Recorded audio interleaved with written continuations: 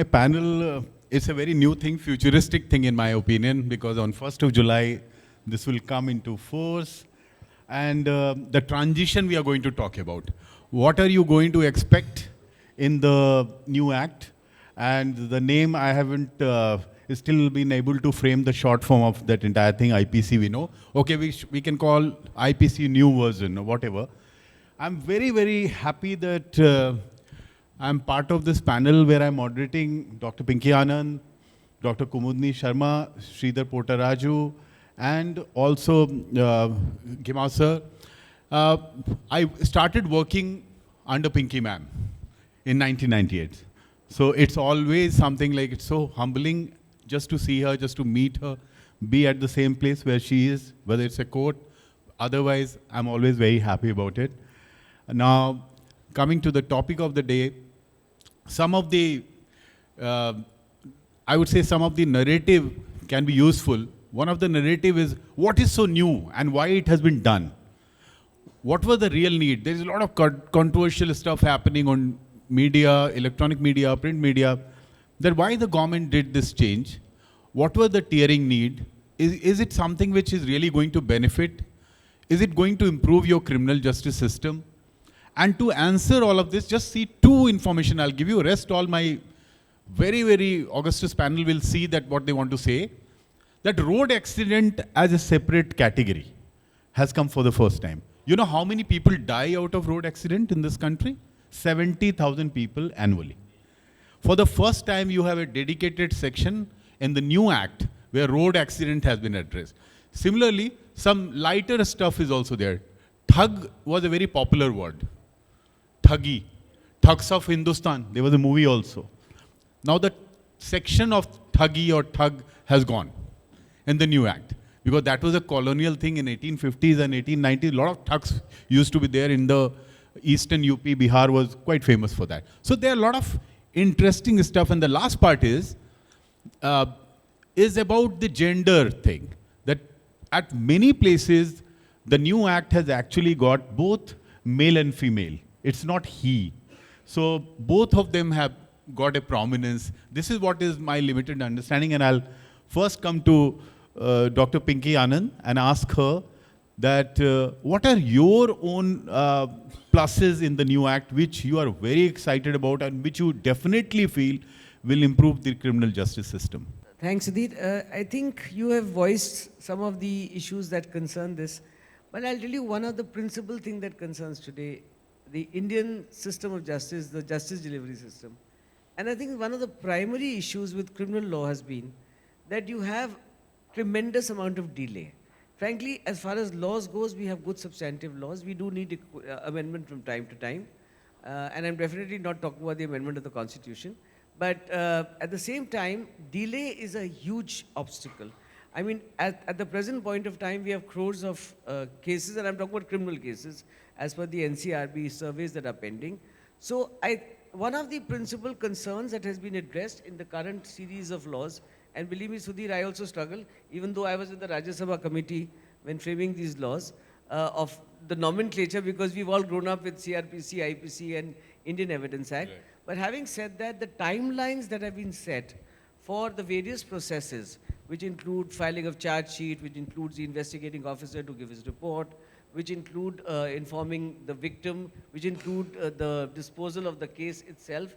I hope we are able to follow it, but if we are able to, like the Arbitration Act, just to give you an example, I mean the Arbitration Act, when the new amendments came, we put a timeline of 1.5 years max for domestic arbitration, not for international, that was left available for discussion. I mean, it was only ultimately a directory kind of situation, definitely not mandatory. So this, I think, is one of the principal things that the criminal justice system has been looking for a changeover, so that you can actually have justice at hand. A victim wants what? Justice delivery. You want the state to have it. Today you have a criminal conviction rate of about 57%, which is incidentally high compared to the earlier rates, which used to be around 24-25%. So that has been one of the principal key changes. There are several more, but I will leave it to other. I'll just flag one or two, and I hope, I know Kumudini will want to talk about a couple of them. So I've been fascinated with electronic evidence. I think the electronic evidence, we have come to this age. I personally was part of the systems which did, for example, DNA fights rape. Now, scientific analysis, digital evidence, these are both the features that have been really outlined in the current law to bring it in tune with current times. You have cyber crimes, you have DNA as scientific evidence, you have digital evidence which had to be proved through a rather rigorous process and made it impossible. But as I said, I'm going to flag that only, and I know that Kumudini has something to say on this, so she will probably tell you a little more about this part. One last, just flagging. The new laws have been made victim friendly. I think for the first time we've changed the orientation. So the orientation is no longer, otherwise the victim was as bad as an accused. When a complainant went to court, when a complainant went for fighting for justice, they had to be confronted with the same kind of obstacles as the accused was. And I think that situation has been drastically amended in the current laws. Wow. And one more, I did forget that, economic offenses. Yes. I think the targets have been set for that. We have brought into phrase counterfeiting, Ponzi schemes, scams. Each of these has now been qualified and brought under the current laws because earlier we didn't have. PMLA had its own restrictions. You didn't have predicated offenses which were economic offenses, so half the problems happened, we all know that. And today, because of this coverage of not only economic crimes as large crimes, because you have a minimum punishment of 5 years going up to life, you even have petty organized crime, which has been brought under the surface and defined with the new laws, which I think is very imperative for India. We are today heading the world on the economic front in its own way. I think if we can do ensure that we do not have repetitions of what has happened in the past, which we are ensuring today also, with the new laws, that will change the regime over. Amazing. So I think these are some of Amazing. my flags. So I'll come to Kumudini later, but first I'll come to Dr. Sanjeev Gemawat. And he is the Group General Counsel of Vedanta. Unfortunately, his name is not flashing there. He's one of the finest general counsels in the country. We all know him. We respect him for his original ideas. And he has a particular notion about this entire aspect because he has a ringside view from the corporate perspective, from handling complex assignments. So two major things have come up, sir. One is that the proceeds of crime or organized crime kind of stuff has been mentioned in the new act. Secondly, forensic is being touted as, they have mentioned that the forensic will be mandatory, and National Forensic University is doing series of workshops to prepare themselves in next 60 to 90 days for the kind of work which is going to inflate. And before that, the government was so advanced, they have created 9 forensic universities across country, so that they prepare the country for the kind of, which Pinky ma'am also said very correctly, that the transition to the electronic medium and science-based entire criminal trial will be a faster and even with more than the 50% which you talked about. What is your take and how it will also give comfort to the corporate India? As well for inviting me to share my views on this very relevant and contemporary topic. I think, the questions are very relevant, Sudhir, for the simple reason, two things. Today's the new legal framework that addresses the major issues on two fronts. One is the technology, and the second is the societal needs. And that is exactly the reason why what we are finding today in all these 3 legislative frameworks in terms of evidence-based, which is data-based, where the forensic-based evidence and all that. Now, because your topic is also that what is that impact on the corporate, and the way in which I look at the whole legal framework is in 2 parts. One is to keep the house in order. Now, to keep the house in order essentially means that from an evidence standpoint, where the digital data or electronic data is getting recognized, so it essentially means that we will have to maintain the data in that format. We will have to have the technology and software in terms of maintaining that data. We will have to have the forensic-based mechanism in terms of maintaining data, because that would all be required when the proceedings would start in the courts and all that.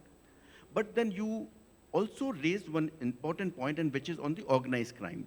One of the biggest threat which appears to me as far as the corporate India is concerned, or from the business is concerned, is this very definition of organized crime.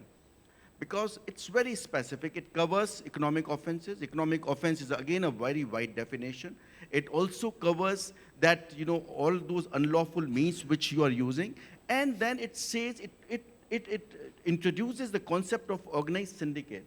Now just think about it. The way in which the definition is structured is that if there are two offenses or two or more offenses in the last 10 years of imprisonment of more than 10 years, it essentially means that you become a part of organized crime. So if there are prosecution initiated or charge sheets filed with regard to some, the officials of the company or the directors, and there are two or more people, then you will always have a threat in terms of getting yourself categorized in that organized crime and organized syndicate. And that is what the whole issue, all about, and where the industry, I think, is disturbed perhaps. And that needs to be somewhere addressed, and this is how I want to, in the initial comments, I would Very well, sir. Very well. Kumudini ma'am, I'll ask you that you have seen it from the government perspective. You are heading a very important public sector undertaking, its legal function. What are some of the missed opportunities you see? What are some of the missed opportunities, like marital rape? We haven't talked about that here also. Is it a missed opportunity? What do you think about sedition law? It has been amplified. Do you think that is something which you want to talk about? And what are your highlights of the new act? What comes to your mind that after 1st of July, this will be something which will be positive for the criminal justice system? Sir, for the implementation since 1st July 2024, what bothers me is your evidence part of it. As a corporate, this is something which is going to really affect me in a direct way. Other proceedings, other laws are there, but this is something which is our concern.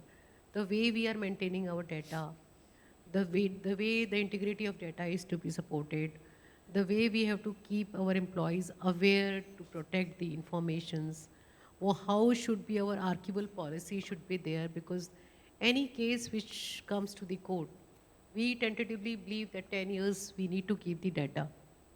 With the frequent changing of the officers, transfers, promotions, resignations, superannuations, and the data is kept in the computers. We need to be very secure, carve out policies, nobody deletes the data, and if deletion is there, what kind of policies of the punishment should be imposed on the employees. That is something which is like, that is the first thing which I feel. I have to create a robust structure in my company to ensure, because we mostly deal with the commercial disputes, sir. So in any dispute, the evidence would come. Right. This is something, sedition and all that may be not directly affecting me as a GC of the PSU, because generally we are the Government of India enterprise, and it's a very remote possibility that such kind of issues will come up in my area of work. But evidence is something which really will be hurting me, and for that I as a GC has to make out a separate plan, roll out a separate plan to aware my employees. Okay, good. Sridhar, you are a senior advocate in Supreme Court.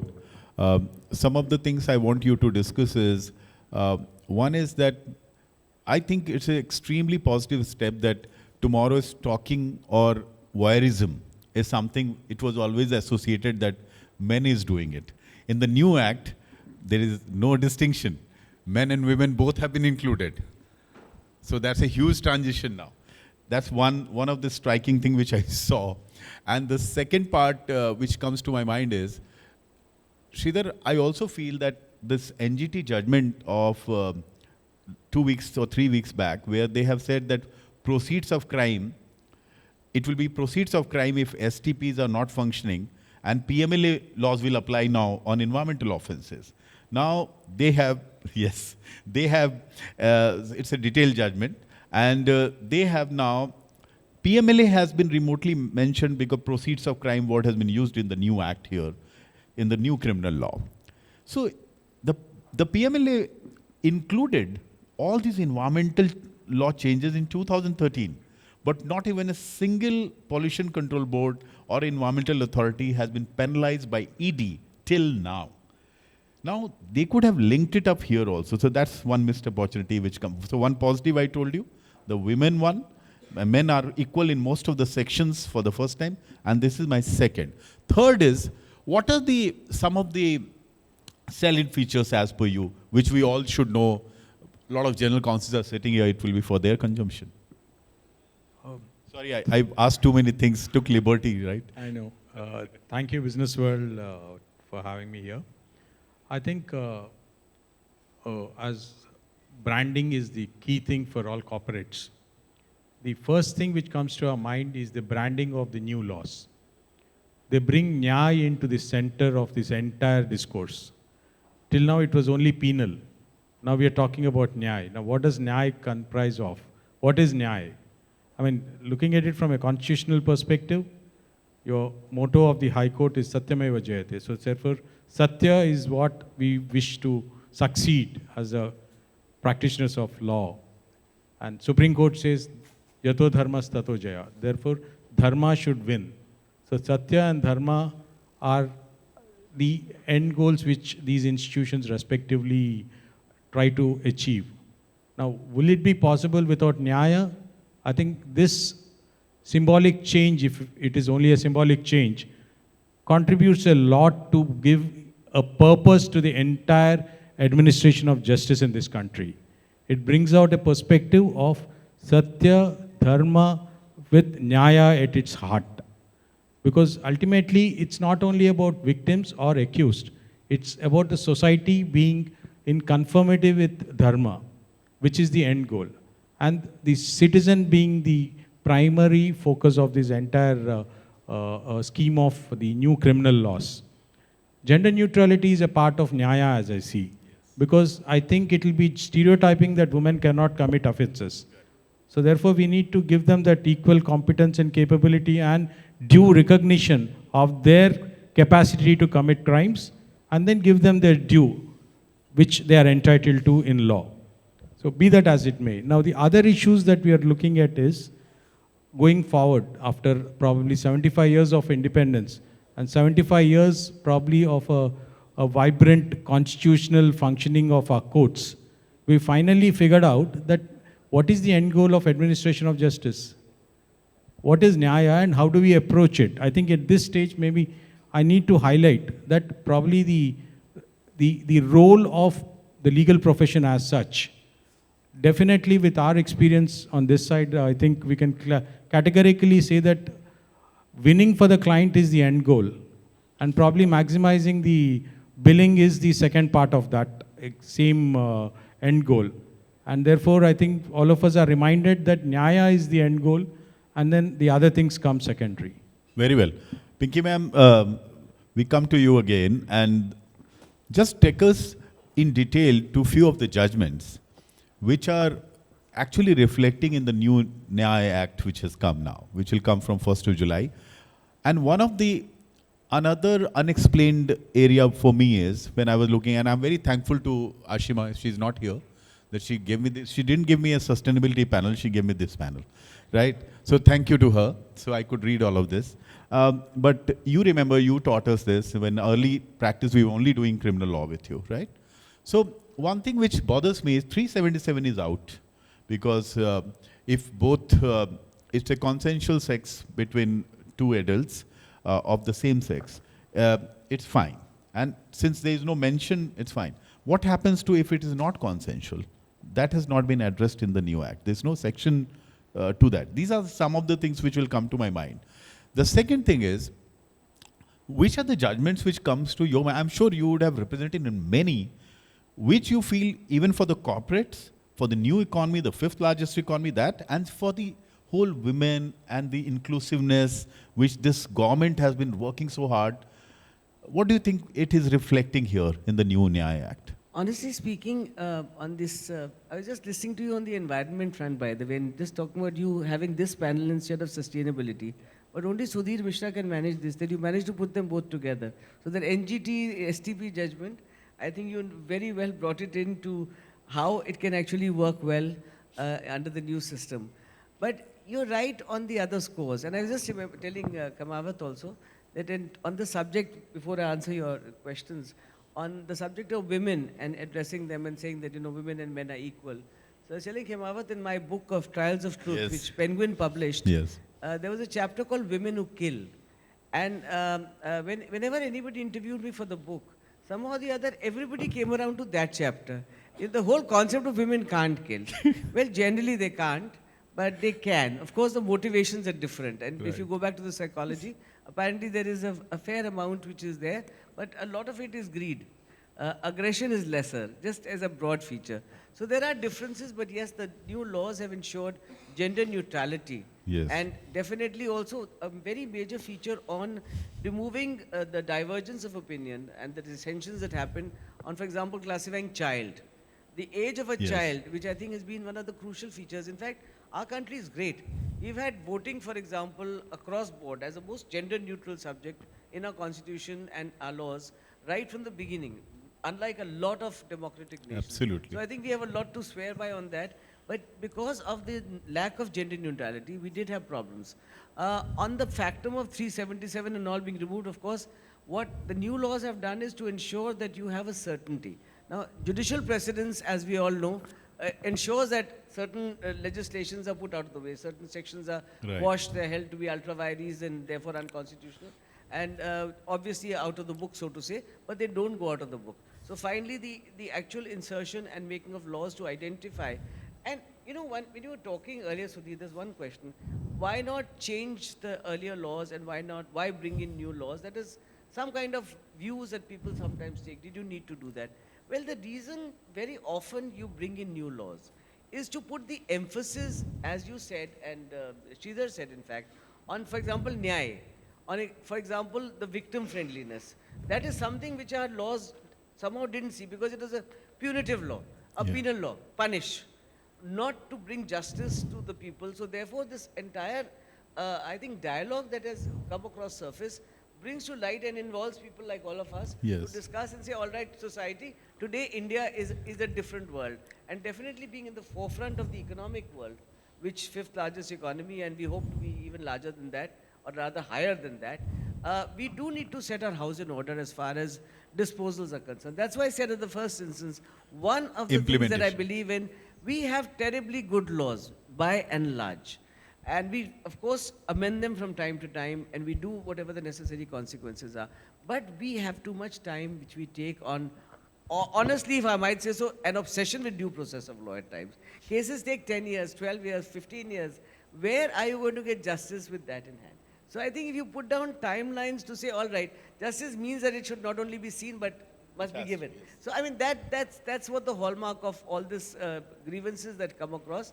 But on judgments, if you say, particularly when I worked on this agenda with Ogilvy, by the way, on DNA fights rape, you have DNA which proves it. Right. You don't require circumstantial evidence. We've been living on circumstantial evidence. Now, very often in criminal laws, aside from, murders and something which happens out in the fields and right in the open, most of the crimes are behind books. I mean, when I was doing some of the corporate criminal liabilities, by the way, and including Lalit Modi's case and whatever else, you found that it was ultimately paperwork, paper trails. It was a very simple transaction, but made very complicated. It sounded complicated. It is actually very simple. But it was a scam. It was taking the people for a ride, depriving people, divesting them, disgorging them of monies that they were entitled Yeah. to. So I think digital evidence, So, forensics, on this point, I have to tell you something. Ashima is sitting here because she gave me this panel I was just saying before that. I'll tell you something very interesting. On Saturday, National Forensic University in Gandhinagar is doing a meeting, a high-powered Home Ministry meeting. I'm part of that panel, discussing the entire implementation of new Act. And you will be surprised, the person who is the Vice Chancellor there was the person. In 2007, I was a standing counsel for Gujarat for all environmental cases. I was standing for almost 1.5 months in Bhavnagar for a wildlife trial, the Gir lion poaching case. He, for the first time, connected the blood of the lions with the poachers who were based in Katni. And that became the basis for wildlife forensics world over.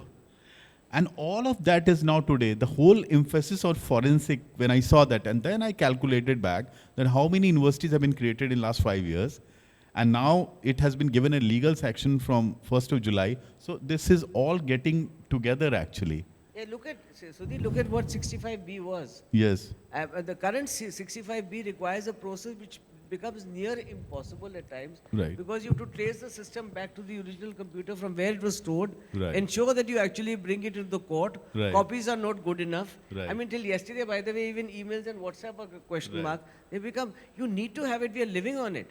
Right. All of us are surviving through these means. So if we can't use these as evidence and use them in a reasonably simple manner, as has been done, even copies are considered good enough today. I Right. mean, look at the difference it makes.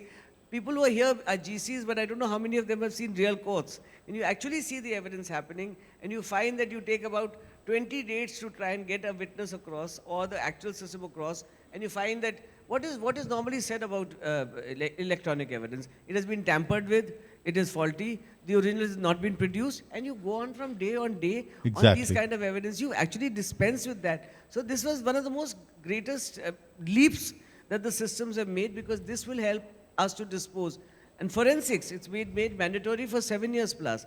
I have been dealing with a number of people, including, for example, I'll tell you, Sudhir, Keshav Kumar, etc., who are, in fact, experts in forensics. And So he was the investigating officer in that case. I know, Yeah, I yeah, know that. yeah. I was with him recently also, and he's amazing. He actually puts together, and if you All the sit with- elements, if you yeah. put him there, and he'll give you stories of your life, Right. on how he tracked down based purely on forensics. No eyewitness, no. Sorry to say, but Sudhir Mishra comes across and say, "My lords, मैंने देखा था." ऐसा नहीं होता. It just doesn't work.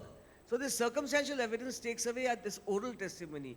In any case, sorry to say, but witnesses are tainted also at the best and worst of times. So are you preparing, and you started, when the first you spoke, you talked about how digital and all these aspects will become the key for the new implementation. So basically you are assuring to the general counsels here that when the new act will happen, this will be faster. So for the trial or examinations, cross examinations will happen, and there will be a time frame also will be done, and plus the infrastructure which the government has created. And I say, I have heard it again and again that the worst communicator of their achievement is the present government. Actually, they have not been able to communicate it properly. Even on this Nyaya thing, when I was reading, I said, why people are criticizing this? This is so good. When Sridhar told me, Sudhir, this is what the purpose, he used the word Nyaya. Now, if you see, this is the purpose. It is so different from what we had for almost 150 years. Communication often follows various channels. Yes. And there are various उसके लिए facets. education भी चाहिए, हाँ. उसके लिए मतलब you need to have, and you're right, communication to people, and that is what the purpose of our discussions here today is, not to talk to you and I to each other, but to actually communicate across to the public that this is what the laws hope to achieve. So the question of when you raise eyebrows on it and say, why are we going through this? So as I said, one thing only bothers me, the change of name. It's mind-boggling. We've grown up with these, but I mean, we are talking about the new gen. We are not talking about yesterday, we are talking about today, and we are definitely talking about tomorrow. And the tomorrow only faces this. And if you go beyond, see, Evidence Act is not only linked to criminal law. Evidence Act is linked to Yeah. civil law. Evidence Act is linked to commercial law. It is linked in every possible way. So though it comes within the framework of criminal laws, Evidence Act actually superimposes itself in all these Okay. domains. So you imagine a contract. I mean, today in arbitration, for example, when I do, we don't go into oral evidence. We just sit down here, the documents, all Right. that. We'll take a call, address your arguments. We just done that 2 days back in some proceedings. Nobody wanted also, frankly, and when we proposed no evidence is required, no evidence is required. Obviously, that will fast circuit the process. Okay. Rather than go Dr. Sanjeev, I'll come to you. First, tell me that all this must be music to you, because we are going in a positive direction. You are handling a client which is multi-country, and you are seeing many jurisdictions. You have a variety of challenges about jurisdiction, and people often tell you about our laws, whether it's arbitration, whether it's our civil litigation, or even talking about the IBC and others. How assured you feel when you see this act being implemented from 1st of July? I would say that the general perception about India is that we have always the best of the legislations. We have the right legislations at the right time, and today also, if you notice, as the kind of words which are being used, like Nyaya Sanhita and all that, and it conveys something, because this is the way to create a public opinion about a legislative framework. So from a legislative framework standpoint, there is always positive views about almost in all the jurisdictions. But where we are failing, and perhaps that also doesn't get addressed in this new legislative framework. There are, in this legal ecosystem, legislation is only one part. There are certain other parts also. For example, when I talk about criminal justice system, there's a investigation, there's a prosecution, and then there is a court proceedings. Now, on all these three parts, whether we have developed a mechanism of somewhere accountability of these institutions, have we addressed the systemic issues of these institutions? If we have not addressed those issues, then somewhere we would be failing. We might have the best of the legislation, but we would be failing somewhere. The right example, even the timelines have been prescribed, in this legislation, but the timelines were prescribed in earlier legislations as well. IBC failed in our presence. We have seen IBC was one of the most revolutionary legislative framework, but it failed. We have not respected that. So unless we do that systemic change in terms of these institution buildings, perhaps we would be failing somewhere. And I would just add one more thing, and because you mentioned about that NGT issue, just think about it. One particular offense gets created under environmental law, it becomes part of PMLA, and the same environmental authorities, they give you licenses and approvals.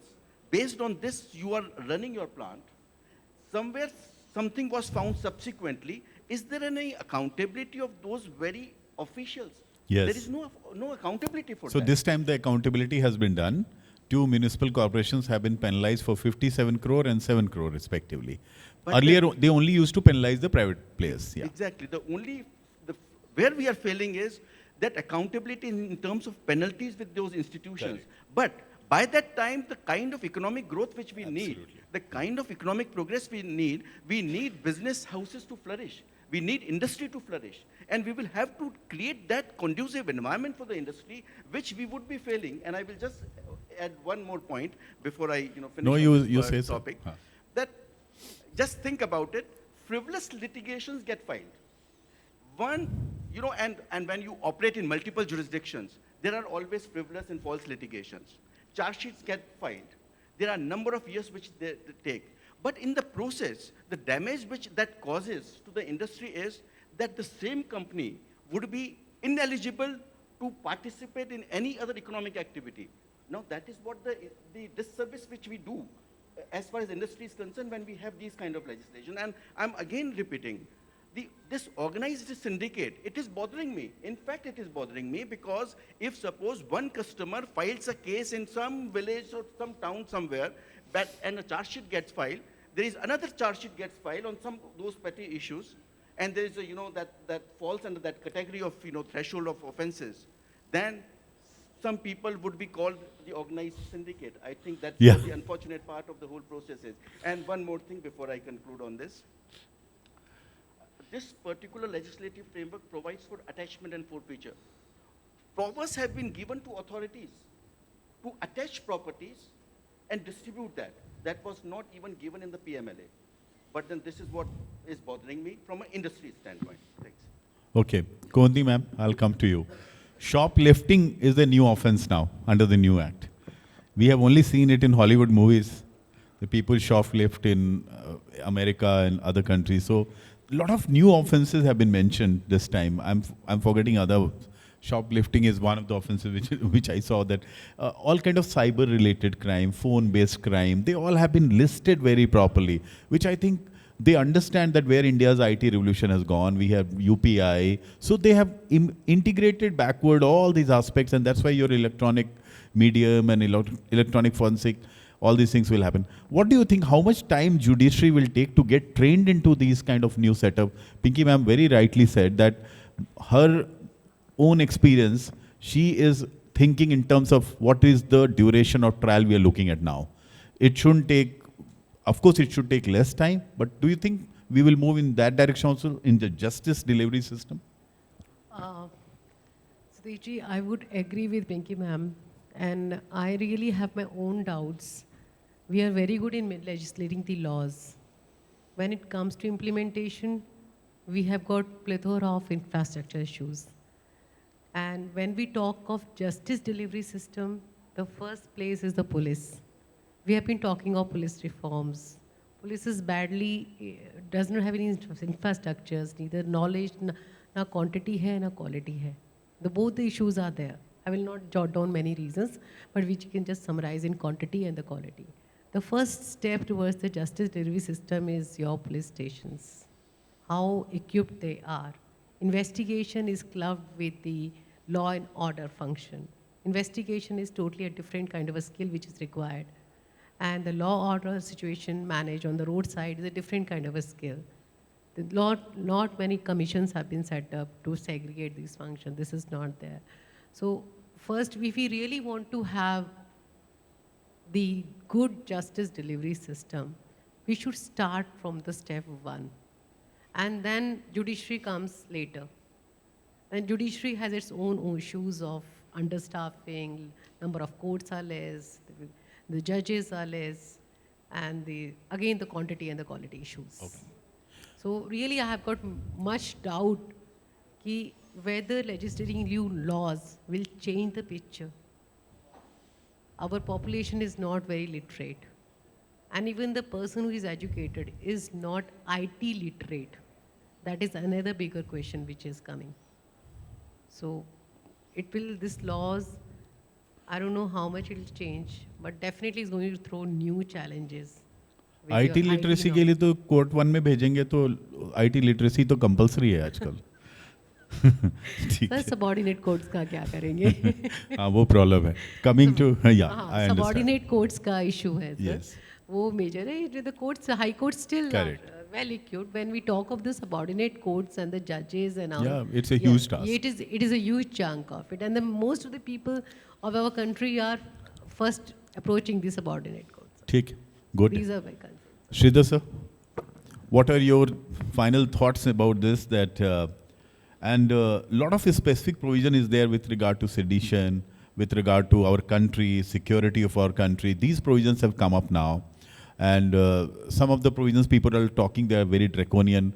But you think the kind of integrity issue we feel in our country, every second day, a new gentleman gets up and he says, we are collection of people, we are from Egypt, we are from Africa, we have different facial expression, different racial traits, and all kind of new things happen. People question our country being a country even. So do you think that new act will address to all these kind of challenges for the government and the country? I think at least these specific definitions provided to categorize a certain kind of activities as falling foul of law helps people to understand, because earlier it was all bundled up in one expression of sedition and things like that. Now you also had the UAPA. Several provisions of UAPA have now been brought into the Nyaya Samhita itself. So now what they've done, I believe, is probably reference to proceeds of crime or provisions of UAPA or certain other things. They've gradually started consolidating all the broad policy outlook insofar as crime is concerned in this country, and also try to specify which activities would actually qualify under which offense. Now, the next time any kid or a professor chooses to talk about disintegration of the country in any name, so that they know what the consequence is. It's expressly defined now. So there's no uncertainty about it, and there's no freedom of speech or anything. No such confusions will prevail now. And in the prevailing environment globally as well, we see there are two extreme positions being taken, which are ideologically, energized, which are the ideologies which believe in a boundaryless state and then labeling certain set of people by default as oppressors, and the remaining self-certify as oppressed, and then they choose to do whatever vandalism and they are not supposed to be questioned. So this kind of events are spreading globally, and I think we need to have enough teeth in the law to face these challenges, both from internally and intellectually, both on ground as well as intellectually. Because what happens is the social media penetration has enabled a lot of people to actually share their views or propagate their views, which actually translate into street anarchy on a very frequent basis. The mobs which get mobilized on streets, the violence that educated students studying in $1 million a year universities I mean, that's quite surprising. And so therefore, these people will be on a clear notice as to what the policy of the state is as a question of national integrity is concerned, and then certain no-go zones are very expressly defined, which brings certainty to law. Wonderful. So we are absolutely out of time. In case you have any question at this stage, you can ask any question with any of our panelists. You want to ask any question? We had a great time. Thanks all the panelists for such an amazing time. Thank you.